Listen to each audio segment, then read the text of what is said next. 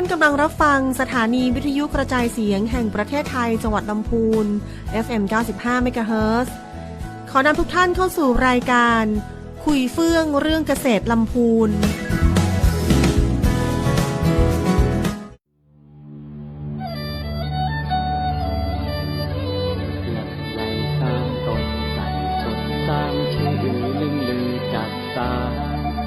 กล่าวขานตำนานน้ำปิงงามยิ่ง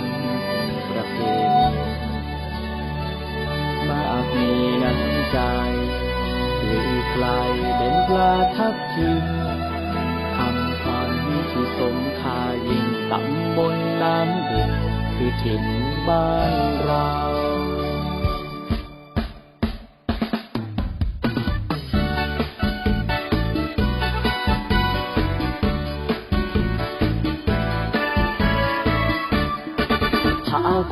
ชาวตำบลน้ำดิบ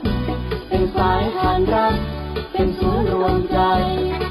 จากคนยองคนเมืองคนไทย17หมู่บ้านน้ำดิบรวมใจพัฒนาก้าวไกลให้โด่งดังทั่วลำ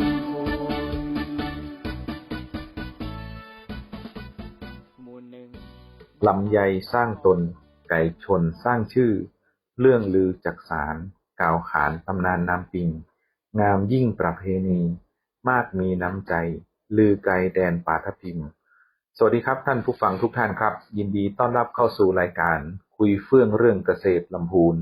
ทางสวพ.ลำพูน FM 95 เมกะเฮิรตซ์ผมเอกนัทใจหลวงหรือเกษตรเจ๋งจากสำนักงานเกษตรอำเภอป่าซางครับสวัสดีเจ้าข้าเจ้าปิยนุชอาสากิจหรือว่าเกษตรซีมอนะเจ้าวันนี้ก็ปิกมาป้ากันในบรรยากาศที่สบายๆของวันเสาร์แต่เนื้อหาวันนี้เราได้เลยว่าบ่ธรรมดาแน่นอนนะเจ้าแม่นครับเพราะว่าวันนี้เราจะได้พาทุกท่านนะครับเข้าไปดูพลังจิตอาสาของเกษตรกรนะครับที่รวมตัวกันแล้วกลายเป็นพลังยิ่งใหญ่ของชุมชนนะครับคือทีมอาสาเกษตรตำบลน้ำดิบครับ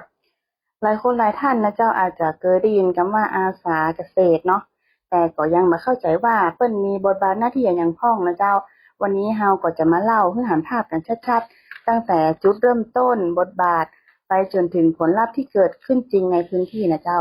ครับและที่สำคัญนะครับผมจะพาทุกท่านไปเจาะลึกนะครับว่าจะได้การระบบอาสาเกษตรถือเป็นกลไกสำคัญครับในการส่งเสริมการเกษตรยุคใหม่ที่ไม่ใช่มีแค่เจ้าหน้าที่เนี่ยที่ทำงานฝ่ายเดียวครับแต่เป็นเครือข่ายชุมชนที่ขับเคลื่อนไปด้วยกันครับครับเข้าสู่ช่วงแรกของรายการกันเลยครับเอามารู้จักตำบลน้ำดิบอำเภอป่าซางจังหวัดลำพูนกันก่อนนะครับและงานส่งเสริมการเกษตรในพื้นที่ครับก่อนจะพาไปถึงทีมอาสาเกษตรตำบลน้ำดิบนะครับผมขอพาทุกท่านมาทำความรู้จักตำบลน้ำดิบก่อนนะครับตำบลนี้นะครับอยู่ในอำเภอป่าซางจังหวัดลำพูนครับเป็นพื้นที่ที่มีความหลากหลายทั้งภูมิประเทศและระบบการเกษตรนะครับมีที่ตั้งอยู่ตอนใต้ของอำเภอป่าซางจังหวัดลำพูนครับมีพื้นที่กว่า 42,000 ไร่หรือว่า68 ตารางกิโลเมตรครับเป็นตำบลขนาดใหญ่มีความหลากหลายทางภูมิประเทศและก็ทรัพยากรธรรมชาติมีอาณาเขตเชื่อมต่อกับตำบลตะตุ้มนครเจดีย์วังผางและก็พื้นที่โดยรอบของจังหวัดเชียงใหม่ครับตำบลน้ำดิบนะครับมีตึงหมด17หมู่บ้านและแต่ละหมู่บ้านก็มีอัตลักษณ์และวิถีชีวิตนะครับที่คล้ายคลึงกันนะครับประชาชนส่วนใหญ่นะครับยังคงดำรงชีวิตและประกอบอาชีพด้านการเกษตรเป็นหลักพื้นที่ส่วนใหญ่ครับเป็นพื้นที่ราบลุ่มมีน้ำปิงไหลผ่านนะครับทำให้พื้นที่มีความอุดมสมบูรณ์แล้วก็มีพื้นที่ที่เป็นอยู่ในเขตโครงการพระราชดำรินะครับถึง12หมู่บ้านนะครับซึ่งเกษตรกรก็ได้รับการส่งเสริม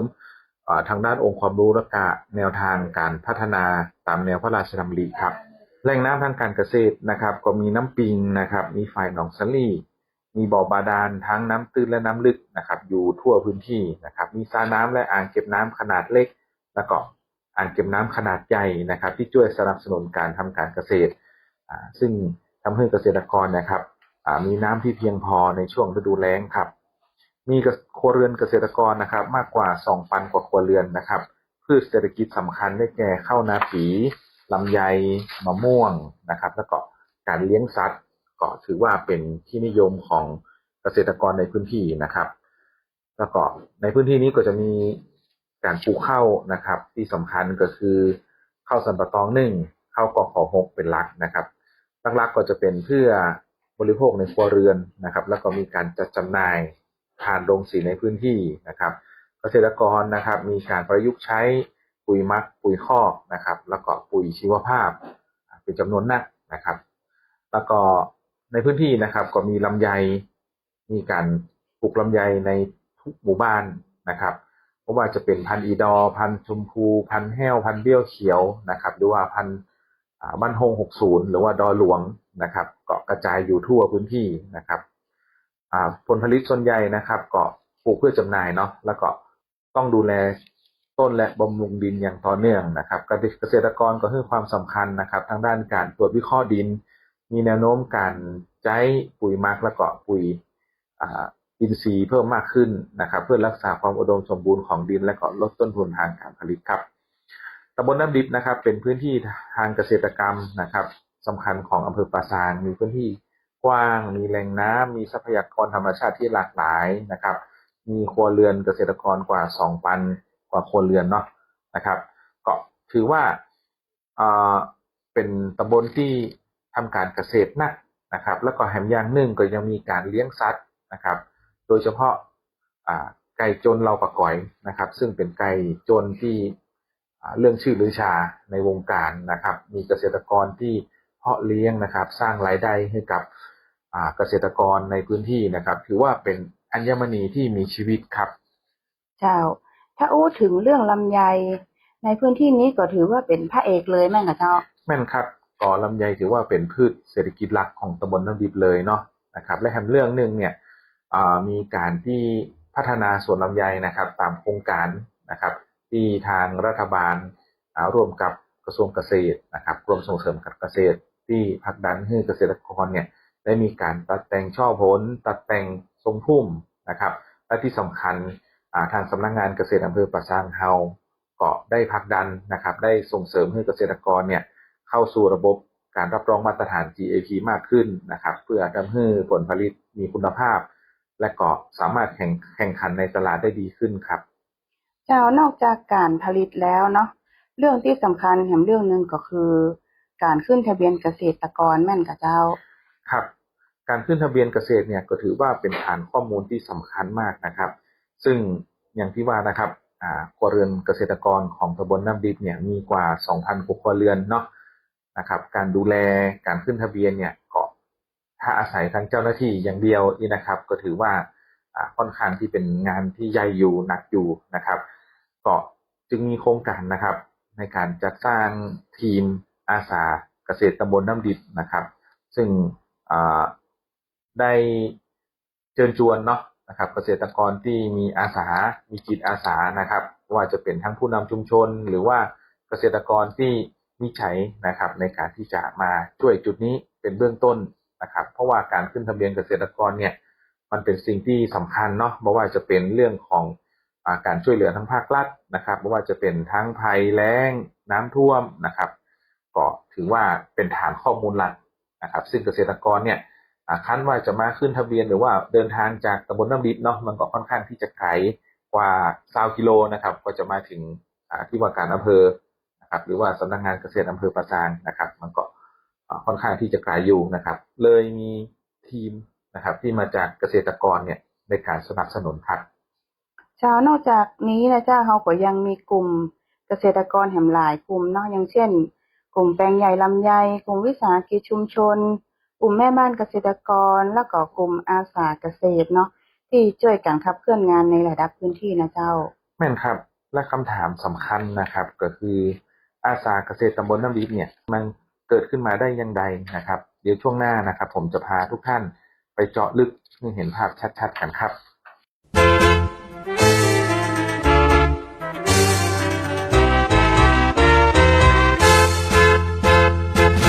อาณาจักรมีอาริภูมิไทย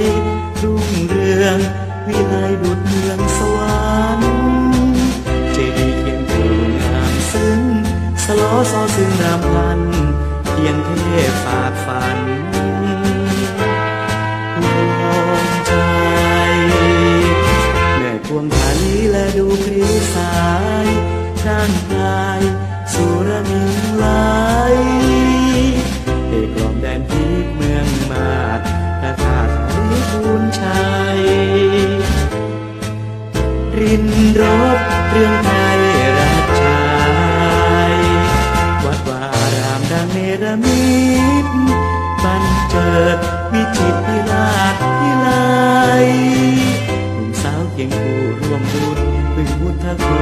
ใจชื่นสุดอยู่ใต้บุญญาเหมือนดังอดีตเตือนใจให้หวนดุจมีมนต์ครวนเพียรโอ้องค์จามาเทวีเบิกฟ้าเมืองนี้นานมาดุจดังเวียงฟ้าเวียงวันใกล้รุ่งเรืองรองแสงทองทาทาบแสงธรรมกำสาบสุขสันต์อรุณเบิกฟ้าเยือนลาด้วยแสงตะวันเบิกใจเรานั้น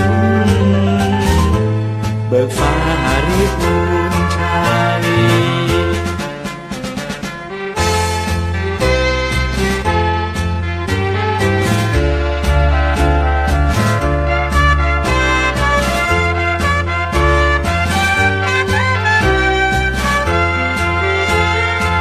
เหมือนดังอดีตเตือนใจให้หวนดุจมีมนต์ครวนเรียกหาโอ้องค์จามาเทวีเบิกฟ้าเมืองนี้นานมาดุจดังเวียงฟ้าเวียงวันใกล้รุ่งเรืองรองแสงทองทาทาบแสงธรรมกำสาบสุขสันต์อรุณเบิกฟ้าเยือนลาด้วยแสงตะวันเบิกใจเรานั้นเบิกฟ้าหาริภูมิชัย ครับเข้าสู่ช่วงสำคัญของรายการนะครับ วันนี้นะครับเราจะมาทำความรู้จักกับระบบทีมอาสาเกษตรตำบลน้ำดิบนะครับว่ามีอะไรอย่างพ้องนะครับที่สำคัญต่อการพัฒนาชุมชนครับ จากจุดเริ่มต้นของทีมอาสาเกษตรตำบลน้ำดิบเนาะเกิดจากการรวมตัวของผู้นำชุมชน เกษตรกรแกนนำและจิตอาสาในแต่ละหมู่บ้านนะเจ้าที่หันปัญหาร่วมกันว่าข้อมูลการเกษตรยังบ่ทั่วถึงและการสื่อสารระหว่างรัฐกับชุมชนยังบ่รวดเร็วพอนะเจ้าครับมาต่อจากนั้นนะครับก็มีการบูรณาการร่วมกับทางสำนักงานเกษตรอำเภอปราซางนะครับสำนักงานเกษตรจังหวัดลำพูนแล้วก็ในส่วนของผู้นำท้องถิ่นนะครับชมรมกำนันผู้ใหญ่บ้านองค์การบริหารส่วนตำบลนะครับโดยท่านนายกองค์การบริหารส่วนตำบลท่านมงคลมื่นอภัยนะครับก็ได้เล็งหันนะครับความสำคัญของปัญหาที่เกิดขึ้นเนาะแล้วก็ช่วยกันนะครับมาบูรณาการกันนะครับโดยที่มีการขับเคลื่อนผ่านเกษตรตำบลนะครับในการที่จะช่วยทำให้เกิดทีมอาสาเกษตรตำบลน้ำดิบครับและที่สำคัญนะครับจุดเปลี่ยนที่สำคัญก็คือเกษตรกรนะครับก็จะมีการที่จะได้เชื่อมโยงนะครับกับเจ้าหน้าที่อย่างทั่วถึงนะครับถือว่าทีมอาสาเกษตรตำบลน้ำดิบเนี่ยก็เป็นคนกลางในพื้นที่นะครับก็คืออาสาเกษตรตำบลน้ำดิบซึ่งบทบาทของอาสาเกษตรนะครับไม่ได้เป็นแค่ผู้ช่วยนะครับแต่ถือว่าเอาสนับสนุนให้เป็นด้านหน้าของงานส่งเสริมการเกษตรในพื้นที่นะครับเช่นการถ่ายทอดข่าวสารทางภาครัฐการสร้างความเข้าใจเนื้อหาโครงการต่างๆนะครับการสำรวจการขึ้นทะเบียนข้อมูลเกษตรกรในพื้นที่นะครับการแจ้งเตือนศัตรูพืชนะครับการติดตามสถานการณ์ภัยพิบัติและก็เป็นทีมงานนะครับในพื้นที่ที่ช่วยประสานงานในระดับหมู่บ้านด้วยครับจ้านอกจากนี้ก็ยังช่วยผลักดันในเรื่องที่สำคัญเนาะอย่างเช่นการลดต้นทุนการผลิตการทำปุ๋ยอินทรีย์การใช้ชีวพันธุ์แทนสารเคมีเนาะแล้วก็การจัดการเศษวัสดุทางการเกษตรอย่างคุ้มค่าด้วยนะเจ้าและแถมอย่างนึงนะครับที่ผมว่ามองสำคัญที่สุดเลยก็คือ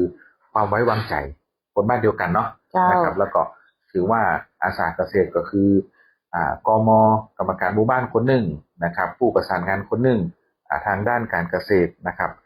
เพราะอาสาเกษตรเนี่ยเป็นคนในพื้นที่ทำให้เกษตรกรเพิ่นกล้าอู้ครับกล้าอู้กล้าถามกล้าร่วมพัฒนาแล้วก็เมื่อมีความไว้วางใจเนี่ยระบบการทำงานก็จะเดินได้อย่างรวดเร็วแล้วก็คล่องตัวมากขึ้นครับเจ้าและในช่วงนี้มีโครงการอย่างพ่อเจ้าที่อาสาเกษตรที่เพิ่นมีบทบาทในการช่วยเหลือสนับสนุนผลักดันให้เกิดความสำเร็จนะเจ้าครับในช่วงตลอดระยะเวลา1 ปีนะครับของการจัดตั้งทีมอาสาเกษตรตำบลเนี่ยก็มีการประสานงานที่หลากหลายมากเลยนะครับแต่ที่ ถือว่าเป็นงานชัดๆนะครับคือโครงการพัฒนาสวนลำไยคุณภาพตัดแต่งทรงพุ่มช่อผลนะครับฟื้นฟูสวนลำไยเพื่อเพิ่มรายได้ให้แก่เกษตรกรชาวสวนลำไยของกรมส่งเสริมการเกษตรกระทรวงเกษตรและสหกรณ์ที่ผ่านมาก็ถือว่าเราได้ทีมอาสาเกษตรเนี่ยครับที่เข้าไปช่วยให้ความรู้ให้ความเข้าใจนะครับไปช่วยสมัครเนาะนะครับซึ่งในพื้นที่ก็กว่า 90% ถือว่านักที่สุดในอำเภอปะซางของตำบลน้ำดิบเขานี่นะครับแล้วก็บอกว่าจะเป็นเรื่องของการถ่ายภาพอัปโหลดภาพทำฟาร์มบุ๊กนี่นะครับทีมอาสาของเราก็ลงพื้นที่อย่างขยันขันแข็งเนาะคือช่วยเหลือเจ้าบ้านเนาะเพราะว่าเจ้าบ้านบางคนก็เป็นคนเฒ่าคนแก่นะครับบางนัดเรื่องของโทรศัพท์นะครับทีมอาสาของเราเนี่ยก็ช่วยลงพื้นที่นะครับสร้างความเข้าใจแล้วก็ช่วยในการที่จะดำเนินการต่างๆนะครับก็ถือว่าสำเร็จไปด้วยดีนะครับเจ้าแล้วตอนนี้อาสาเกษตรตำบลน้ำดิบนี่มีจำนวนกี่ท่านละเจ้าตอนนี้มี45ท่านครับ45ท่านจาก17หมู่บ้านซึ่งแต่ละหมู่บ้านก็จะมีอยู่หลายคนเนาะนะครับที่สมัครเข้ามาตรงนี้ก็คือถือว่าช่วยกันนะครับช่วยกันคนละไม้คนละมือคนละเล็กคนละน้อยนี่นะครับในพื้นที่ในขอบเขตอาจจะเป็นป๊อกเป็นพื้นที่เป็นคุ้มเนี่ยนะครับเปิ้ลก็ช่วยกันนะครับเป็นอาสาเกษตรตำบลน้ำดิบนะครับประมาณ45คนครับแล้วอันนี้นี่มีก้าจางก้าแหงอันอย่างที่เปิ้ลพ่องก็ค่ะอันนี้บ่มีเลยนะครับคือเจ้าบ้านเนี่ยอาสาเกษตรตำบลเนี่ยคือทำด้วยใจนะครับทำด้วยใจเป็นอาสาได้เลยนะครับซึ่งที่ผ่านมาก็ถือว่าเฮาหันน้ำจิตน้ำใจของทีมอาสาเฮาเนี่ยก็คือ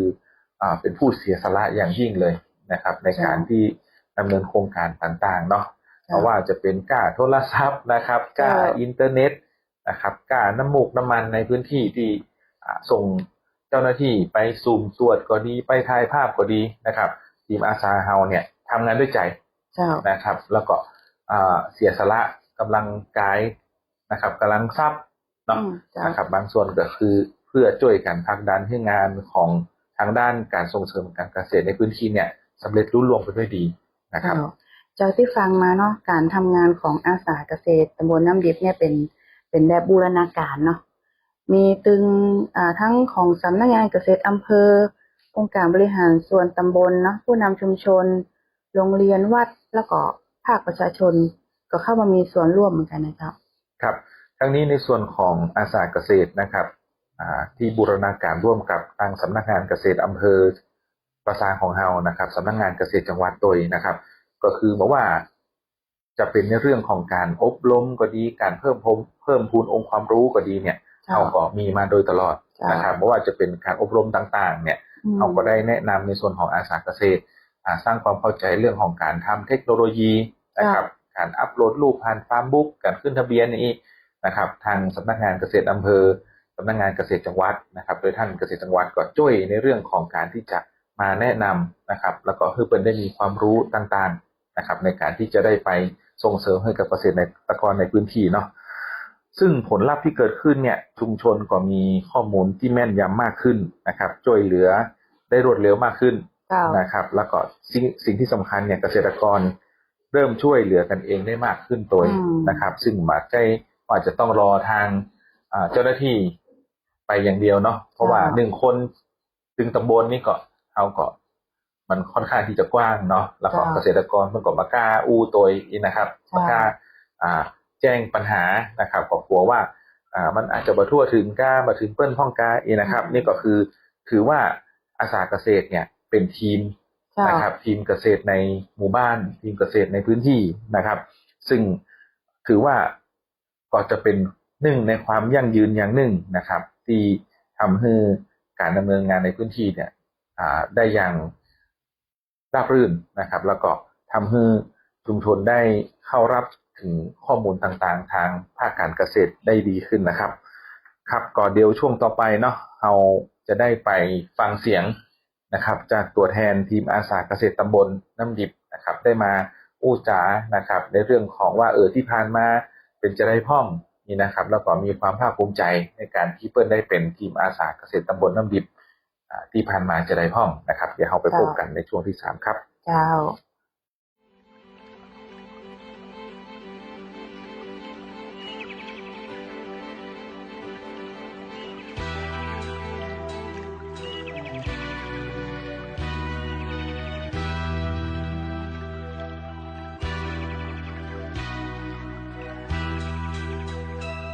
านช่ำเย็นไหลซอกกระเซ็นจากดอยสายน้ำน้อยๆรวมลำแควเป็นแม่น้ำใหญ่สิ่งวังยมนานกว้างใหญ่ไพศาลทั่วล้านนาไทยหล่อเลี้ยงเราได้สุขสันต์นานมาชีวิตทุกคนล้วนแต่ดิ้นรนขวนขวายหล่อเลี้ยงร่างกายด้วยสายน้ำเย็นฉ่ำอุราบึงคลองขาดน้ำพื้นแผ่นดินดำย่อมมีปัญหาต้นไม้ใบหญ้าแห้งเหี่ยวเช้าร้อนเรารุมกายลูกล่วงผ่านประมาณ10 ปีทั่วพื้นปัทภีร่มรื่นเย็นสบายบนดอยเขียวขจีมีแต่ต้นไม้ต้นเล็กต้นใหญ่สัตว์อาศัยร่วมกันลำธารลายสายน้ำซ่อนเกาะกุ้งปลาหอยเกาะหินพาลักหลัดนกกาไก่ร้องก้องนาวานเก่งกวางสมัดมีช้างข้างลิงเย็นพระพายเย็นกายเย็นจิตเย็นชีวิตช่ำเย็นทุกสิ่งแต่เดี๋ยวนี้มันร้อนจริงๆนานยมวังปิงเหือดแห้งแล้งอารา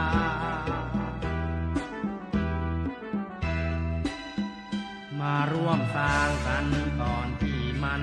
จะสายรักษาต้นไม้ปลูกต้นไม้อย่าทำลายป่าบนดอยหัวโล้นหยุดตัดโค่นต้นไม้เถิดนาขาดน้ำขาดป่าขาดธรรมชาติก็เหมือนขาดใจ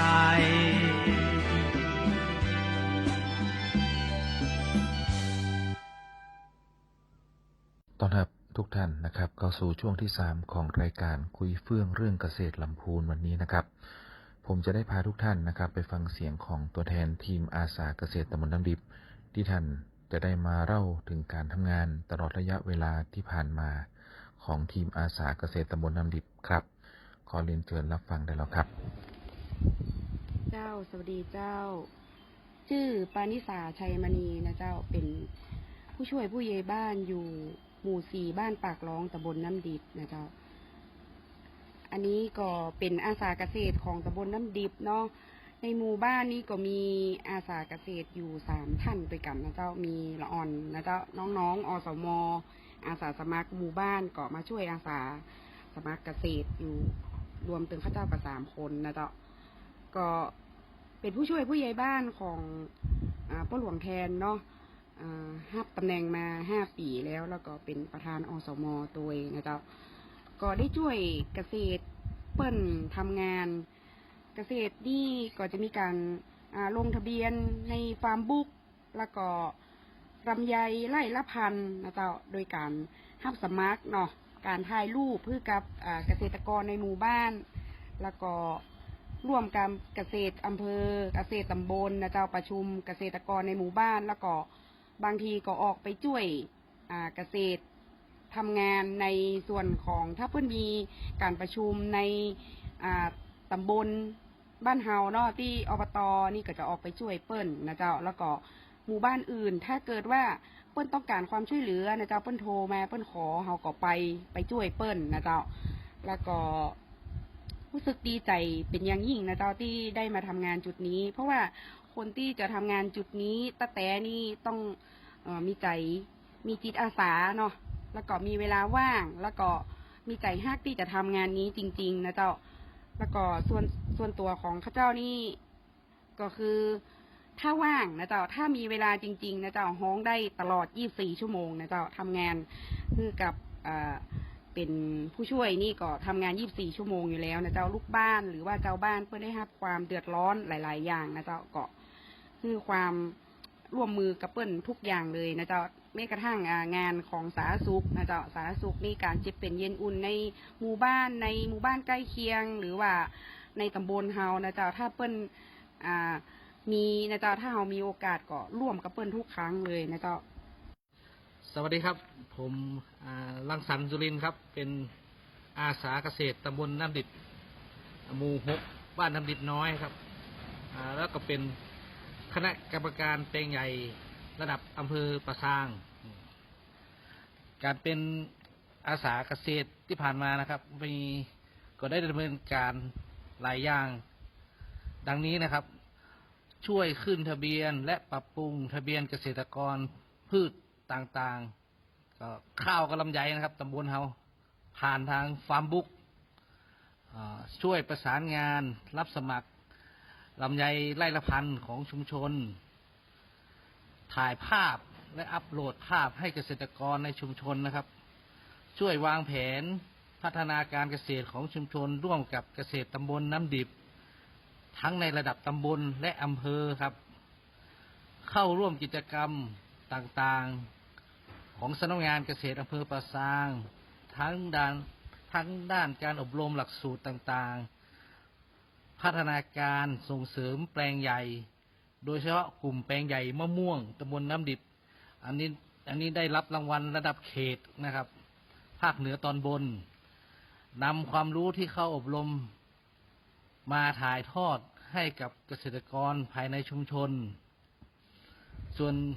ในความภาคภูมิใจนะครับก็มันก็มีขั้นน้อยนะครับก็คือเหมือนเราได้ช่วยประสานงานด้านเกษตรในชุมชนก็มีความสุขที่ได้เสียสละแบ่งปันความรู้เพื่อพัฒนาเกษตรกรร่วมกับเกษตรตำบลอย่างเช่นเรื่องที่เจ้าบ้านเปิ้นบ่ฮู้ก็มาถามเราก็ตอบแล้วเปิ้นก็มีความเข้าใจมีความรู้เพิ่มขึ้นเอาไปใช้ในชีวิตประจำวันครับสวัสดีครับผมชื่อนายกุยคำแหนเซนะครับปัจจุบันก็ดำรงตำแหน่งสมาชิกสภาองค์การบริหารส่วนตำบลน้ำดิบนะครับก็ที่ผ่านมานะครับกับผมก็เป็นในหมู่บ้านก็เป็นประธานกลุ่มลำไยแปลงใหญ่หมู่2นะครับของบ้านห้วยอ้อแล้วก็นำเอาลูกกลุ่มเนาะเป็นสมาชิกกลุ่มพวกนี้เข้าไปได้รับความรู้จากหลายหน่วยงานจะเป็นเรื่องการพัฒนาที่ดินก็ดีทางเกษตรตำบลเกษตรอำเภอก็ดีนะครับก็ได้รับความอนุเคราะห์จากหลายหน่วยงานนะครับในการช่วยเหลือในด้านเกษตรแปลงใหญ่ลำไยหมู่2นะครับก็ด้วยความภาคภูมิใจในส่วนนี้ก็ล่าสุดเนาะก็ได้มาสมัครเป็นเกษตรอาสาของหมู่บ้านนะครับก็ช่วยเหลือเกษตรกรในด้านการให้ข้อมูลทางการเกษตรกับทางสำนักงานเกษตรแล้วก็ช่วยพี่น้องชาวบ้านในเรื่องของการเข้าไปสมัครหรือว่าการปรับปรุงข้อมูลในฟาร์มบุ๊กไม่ว่าจะเป็นข้าวก็ดีลำไยก็ดีนะครับโดยเฉพาะโครงการที่ผ่านมาก็เป็นโครงการพัฒนาสวนลำไยคุณภาพให้ละปันนะครับก็เป็นคนที่นำเอาเจ้าบ้านเข้าไปสู่โครงการก็นับเป็น100 คนเนาะก็ถือว่านักที่สุดในตำบลน้ำดิบนะครับแล้วก็ยังช่วยจะพี่น้องชาวบ้านในการถ่ายรูปโหลดรูปลงในแอปฟาร์มบุ๊กในโครงการของการพัฒนาสวนลำไยคุณภาพนะครับอาจารย์มานึงก็เป็นการปรับปรุงข้อมูลในด้านลำไยบะม่วงเนาะนี่เป็นปัจจุบันการลงทะเบียนเข้านาปังนาปีนะครับทุกอย่างนะครับที่ทางเกษตรอำเภอได้มอบหมายงานในด้านการเกษตรให้ช่วยเหลือผมก็ยินดีช่วยเนาะก็ด้วยความภาคภูมิใจนะครับในช่วงแรกที่ได้เป็นอาสาสมัครเกษตรนี่ก็ช่วงแรกที่มีโครงการที่ไปสมัครที่อบตนะผมก็ได้ไปช่วยถึงวันนะครับก็ถือว่าสละเวลาเพื่อมันได้คุ้มค่าที่สุดเนาะเพราะว่าเอามาเป็นถึงสปตตัวแล้วก็มาเป็นถึงเกษตรอาสาตัวนะครับก็ด้วยความภาคภูมิใจก็พี่น้องชาวบ้านก็รู้สึกว่าได้รับความช่วยเหลือจากผมนี่เพิ่นก็ยินดีเนาะยินดีเป็นนักขนาดเลยแล้วก็โอ้เปิ้นหรือว่าเปิ้นถ้ามามีผมนี่ตึงมาจ้างทั้งยังก็ดูว่านะครับผมก็ด้วยความภาคภูมิใจที่ได้เป็นอาสาเกษตรแล้วก็ช่วยเหลือพี่น้องชาวบ้านถึงในมาทุยออด แล้วก็ถึงตำบลน้ำดิบด้วยนะครับผม ก็ขอสวัสดี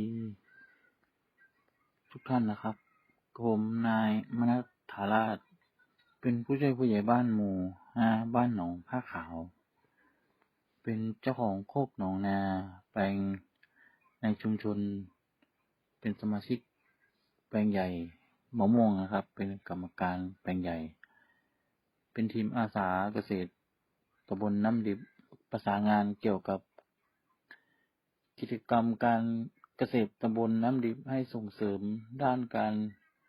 เกษตรต่างๆนานานะครับเช่นการขึ้นและปรับปรุงทะเบียนเกษตรกรหรือฟาร์มบุ๊กการดำเนินงานตามประชาสัมพันธ์รับสมัครโครงการลำไยไร่ละ 1,000 ช่วยถ่ายภาพและอัปโหลดรูปภาพลงในฟาร์มบุ๊กให้เกษตรกรนะครับช่วยประสานงานลงพื้นที่ถ้ามีประชุมเกษตรกรในหมู่บ้านก็จะประชาสัมพันธ์ให้บอกให้ไปประชุมที่นั่นที่นี่นะครับผมเป็นสื่อกลางด้านการเกษตรของชุมชนความรู้สึกก็มีความรู้สึกภาคภูมิใจที่ได้เป็นอาสาเกษตรในหมู่บ้านและในตำบลเพราะจะได้ช่วยเหลือเกษตรกรให้เร็วยิ่งขึ้นนะครับโดยผ่านทีมอาสาเกษตรของหมู่บ้านและตำบลเข้าไปหาเกษตรตำบลและเกษตรอำเภอต่อไปก็จะพยายามทำให้ดีที่สุดเพราะเราเป็นจิตอาสาอยู่แล้วนะครับครับแถมเรื่องหนึ่งนะครับที่อยากจะฝากให้กับพ่อแม่พี่น้องเกษตรกรทุกท่านนะครับคือการงดการเผาในพื้นที่เกษตรนะครับซึ่งการเผาเนี่ยมันส่งผลทั้งสุขภาพของคนโดยนะครับสุขภาพของดินโดยแล้วก็สิ่งแวดล้อมโดยรอบโดยนะครับซึ่งถือว่าการเผานี่มันส่งผลกระทบเนาะนะครับต่อทุกๆคนนะครับในสิ่งแวดล้อมนะครับเจ้าเศษวัสดุทางการเกษตรก็สามารถนำมาใช้ประโยชน์ได้แห่งอยู่นะเจ้าอย่างเช่นการทำปุ๋ยหมักเนาะคลุมดินหรือผลิตปุ๋ยอินทรีย์เพื่อที่จะช่วยลดต้นทุนการผลิตแล้วก็เพิ่มความอุดมสมบูรณ์ของดินได้นะเจ้าวันนี้เราก็หันแล้วนะเจ้าว่าพลังของคนในชุมชนเมื่อรวมตัวกันแล้วก็จะสามารถสร้างการเปลี่ยนแปลงได้นะเจ้าครับทีมอาสาเกษตรตำบลน้ำดิบนะครับคือภาพสะท้อนของการพัฒนาจากฐานรากที่จะให้คนในพื้นที่เป็นศูนย์กลางของการขับเคลื่อนครับโอกาสนี้นะครับขอเป็นตัวแทนจากสำนักงานเกษตรอำเภอปะซางสำนักงานเกษตรจังหวัดลำพูนต้องขอบพระคุณนะครับจากทีมงานอาสาเกษตรตำบลน้ำดิบทุกท่านนะครับที่ได้เสียสละเวลาเสียสละกำลังทรัพย์เนาะนะครับที่มาช่วยกันนะครับเป็นจิตอาสาที่จะทำให้เกษตรกรในพื้นที่นะครับได้รับการเชื่อมโยงในเรื่องของการเกษตรนะครับมีการพัฒนาต่างๆนะครับต้องขอบพระคุณมาณโอกาสนี้โดยนะครับขอบพระคุณทุกภาคส่วนที่ร่วมกันพัฒนางานเกษตรในพื้นที่เพื่อเข้มแข็งและก็ยั่งยืนเจ้าสำหรับวันนี้ผมเกษตรเจ๋งนะคะเจ้าเกษตรสีมอยขอลาทุกท่านไปก่อนครับพบกันใหม่ในรายการคุยเฟื่องเรื่องเกษตรลำพูนครับสวัสดีเจ้าสวัสดีครับ